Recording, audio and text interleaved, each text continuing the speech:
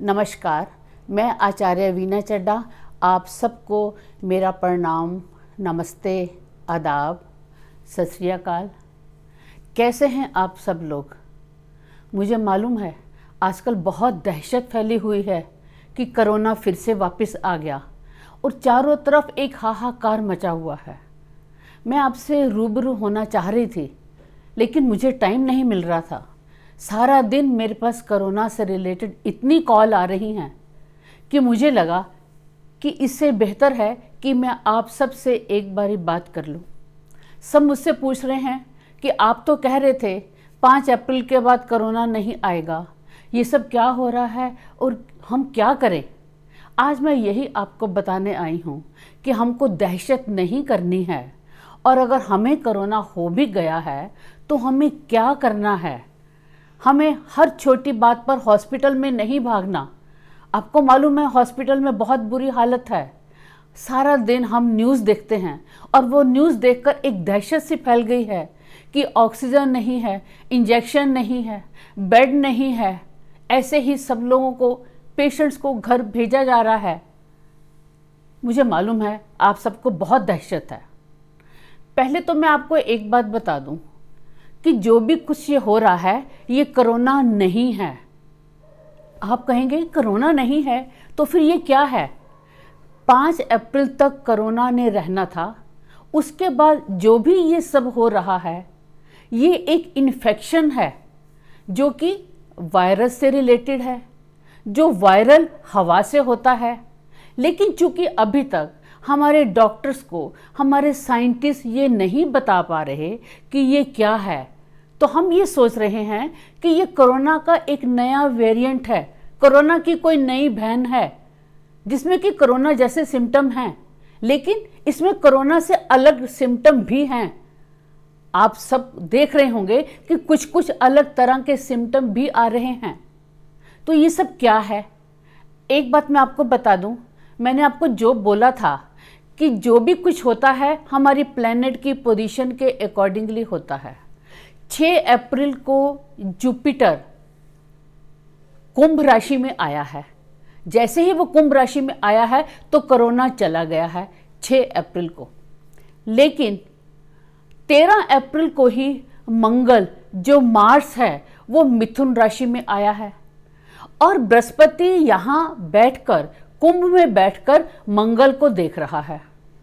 आप कहेंगे देख रहा है तो इसमें हमने क्या लेना देना? ठीक सोच रहे हैं आप। जब आप हमारे देश की कुंडली को देखेंगे, हमारे भारत के हॉरोस्कोप को देखेंगे, तो जो मंगल है वो 12वां घर है। हमारा देश की कुंडली वृषभ राशि का लगन है, तो जो मंगल है वो 12वां घर है। 12वां घर हॉस्पिटल होता है। और जो बृहस्पति है वो 8वां घर है। जब वो 8वें घर में था तब उसने उधम मचाया था, ये सारे काम किए थे। अब वो 10वें घर में आ गया है, लेकिन 10वें घर से है तो वो 8वें घर का लॉर्ड। जब 8वें घर का लॉर्ड है, अगर मैं गुंडा हूँ, मैं चोरी करता हूँ, मेरे अच्छे आते नहीं हैं, तो मैं कहीं भी चला जाऊँगा। मैं कहीं भी जाऊँगा, चाहे किसी के घर जाऊँगा, ऑफिस में जाऊँगा, किसी भी नई जगह में जाऊँगा, रेस्टोरेंट में जाऊँगा, होटल में जाऊँगा, तो मेरी ये फितरत होगी कि मैं चोरी कर लूँ, क्योंकि मैं जिस घर का मालिक हूँ वैसा काम करता हूँ। तो जो 8वां घर है, 8वां घर महामारी का होता है, आपदा का होता है, मुसीबत का होता है, अचानक का होता है।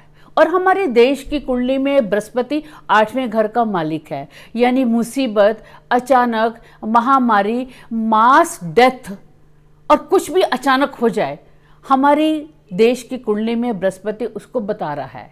इसलिए बृहस्पति जब भी कुछ हमें देगा तो इस तरह की बातें ही देगा। जब वो 12वें घर के लॉर्ड के साथ मिल गया, जो कि हॉस्पिटल का कारक है, मंगल 13 अप्रैल को मिथुन में आया, तो आपने देखा ना 13 अप्रैल के बाद ही एकदम से हफड़ा तफड़ी मच गई, सब चारों तरफ से हाहाकार मच गया। अब पूरे बृहस्पति जब जब मंगल से मिलेगा, अभी मंगल हमारा मिथुन में है, उसके बाद जब वो कर्क में जाएगा तो मंगल 8वीं दृष्टि से बृहस्पति को देखेगा, क्योंकि मंगल की 8वीं दृष्टि भी है। फिर उसके बाद जब सिंह में जाएगा तो बृहस्पति का बिल्कुल आमना सामना होगा। तो भी देखेगा, फिर जब कन्या में जाएगा तो उसके बाद तो भी बृहस्पति उसको देखेगा। यानी 5 सितंबर तक बृहस्पति और मंगल का आपस में इम्पैक्ट रहना है, एक दूसरे पर दृष्टि रहनी है। कभी वो दृष्टि 7वीं है, कभी वो 8वीं है, कभी वो 4थी है, कभी वो 5वीं है, कभी वो 9वीं है, लेकिन इनका संबंध रहना है। लेकिन आपको क्या लगता है कि सिम्टम एक जैसे होंगे? सिम्टम एक जैसे नहीं होंगे। ये कोरोना नहीं है, पहले तो ये मान लें। जो सिम्टम होंगे, अभी वो मिथुन राशि में है जो कि 2 जून तक रहना है। तो अभी जितने तरह के भी इंसिडेंट होंगे उसमें आप देखेंगे जी खराब होना, वॉमिट होना, डाइजेशन से रिलेटेड प्रॉब्लम होना, क्योंकि मिथुन राशि हमारी डाइजेशन को, हमारे पेट को बताती है। मिथुन में मंगल आने से जो भी पेशेंट हैं उनको इस तरह की प्रॉब्लम्स हो रही हैं। जब मंगल कर्क में जाएगा, वाटर साइन में, तो अलग तरह की प्रॉब्लम होगी, सिंह में जाएगा तो अलग तरह की प्रॉब्लम होगी, और उसी तरह से बृहस्पति जब वक्री होगा जून में तो डिफरेंट प्रॉब्लम होगी, उसका नक्षत्र बदल जाएगा। फिर जब वक्री होकर सचमुच में मकर राशि में सितंबर में आ जाएगा तो स्थिति बिल्कुल बदल जाएगी। यानी ये एक बार आकर सितंबर में तक ये बिल्कुल ख़त्म हो जाएगा, लेकिन हमेशा के लिए ख़त्म नहीं है। फिर ये एक बार दोबारा से आएगा, फिर हमें डॉक्टर बोल देंगे ये तो कोरोना आ गया, अब इसका नया वेरिएंट है, लेकिन फिर भी वो कोरोना नहीं होगा। यानी जुलाई 22 के बाद जाके ये स्थिति बदलेगी, जब दोनों का किसी तरह का मिलन नहीं होगा। उसके बाद ही जाकर जब हमारा बृहस्पति मीन राशि में चला जाएगा, उसके बाद हमारी स्थिति बदल जाएगी।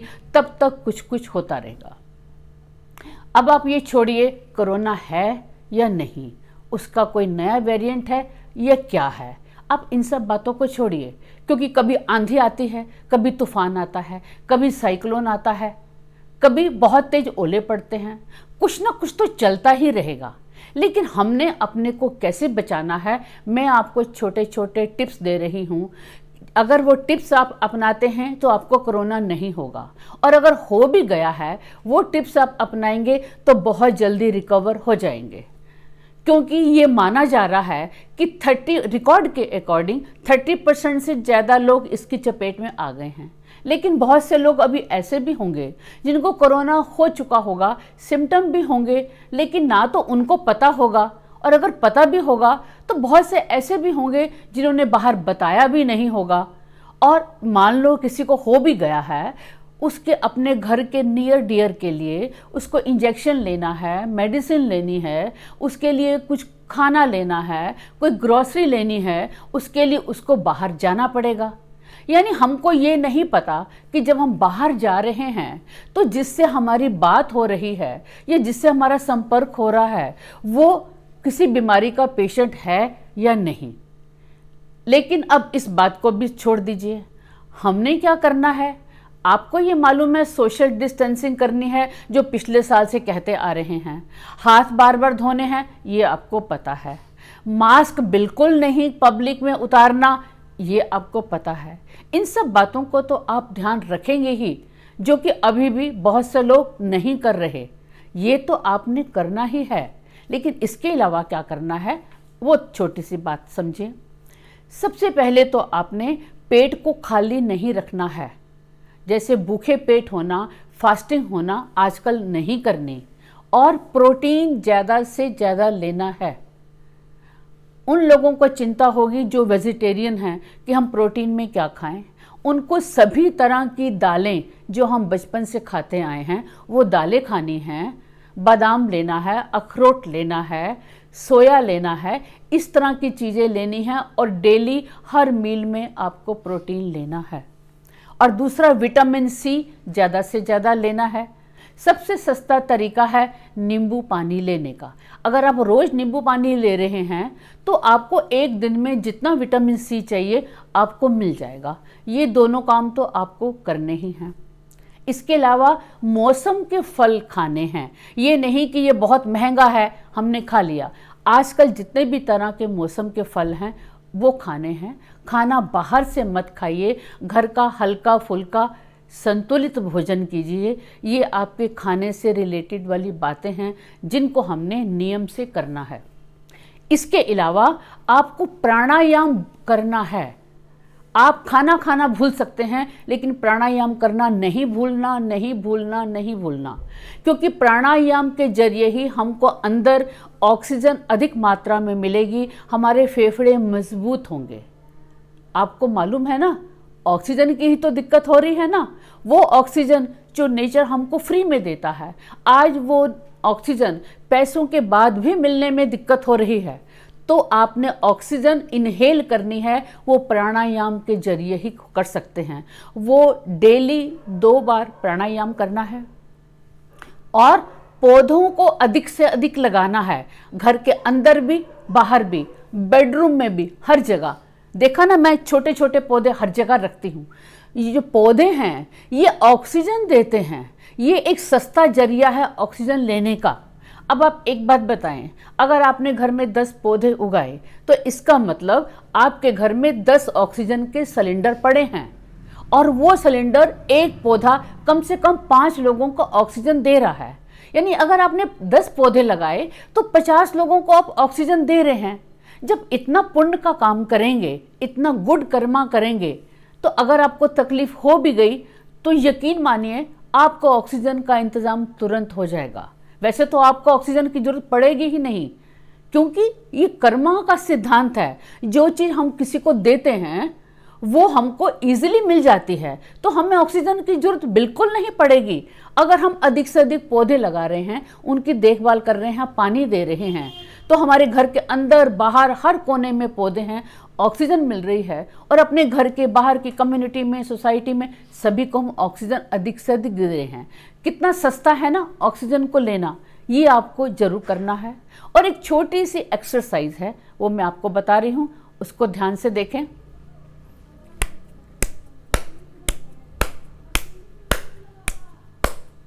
इसके बाद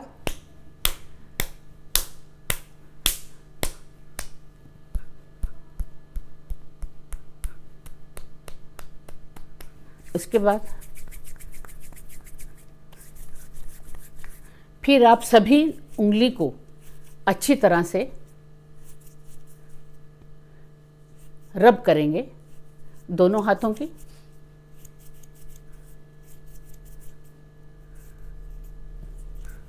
हमारी जितनी उंगलियां हैं ये हमारे प्लैनेट्स हैं। जब मैं पामिस्ट्री शुरू करूंगी तो मैं आपको बताऊंगी।